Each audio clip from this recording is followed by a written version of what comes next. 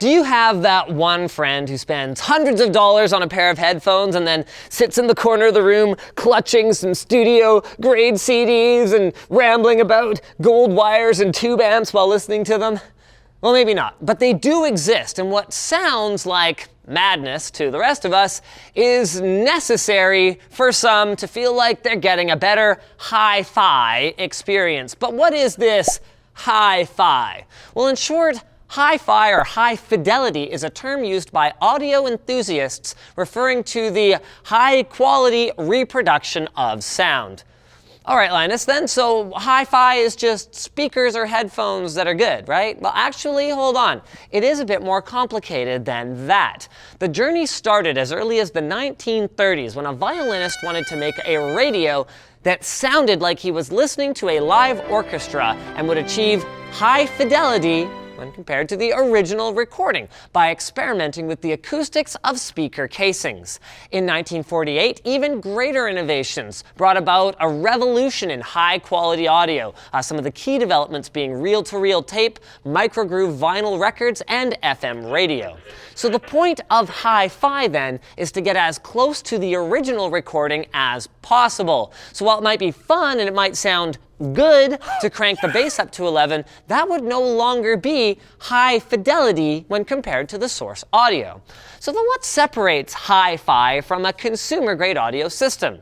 The most obvious thing, the speakers. A hi-fi speaker's job is to produce sound exactly as it was originally recorded and received by the speaker with as little alteration or coloration as possible. They're generally constructed with higher quality materials and sometimes even exotic enclosures to reduce resonance, mechanical noise, and interference.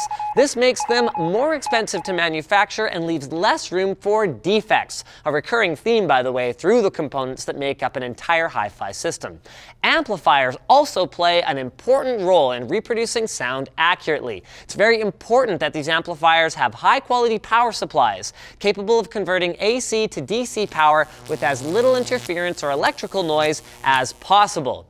Being an analog setup, audio stuff, more premium cables and wires can, in some cases, make a slight difference since they are made out of more conductive materials and, more importantly, will have better shielding, which is explained in the video linked here. And, of course, finally, the source audio itself plays a huge role in the quality of the finished output.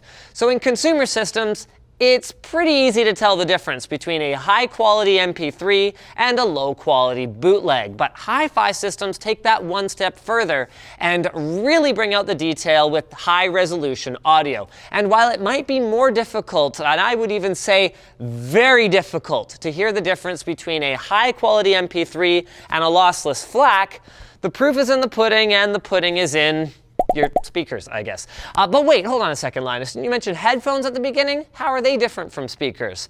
Well, hi-fi headphones are typically significantly higher impedance than normal headphones. This means they actually offer more resistance than standard headphones. This is a carryover for when they were originally designed for studios, where multiple listeners would be connected to a single amplifier, lowering the impedance of an individual set of phones significantly.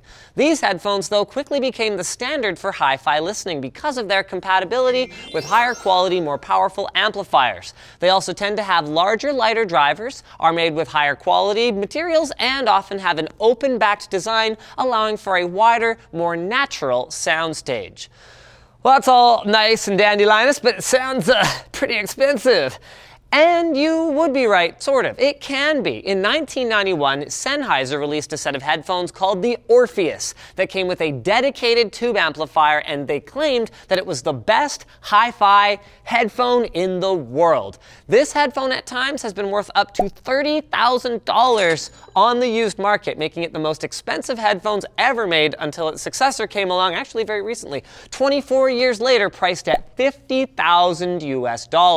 With this in mind, though, hi-fi is high, not perfect, and there are high-fidelity solutions for almost any budget, with speakers ranging from $40 a pair all the way to over $1 million a pair, a price so high that you could just hire a band to play for you full-time everywhere you go, although I guess there's the added benefit of not having to feed or water the speakers.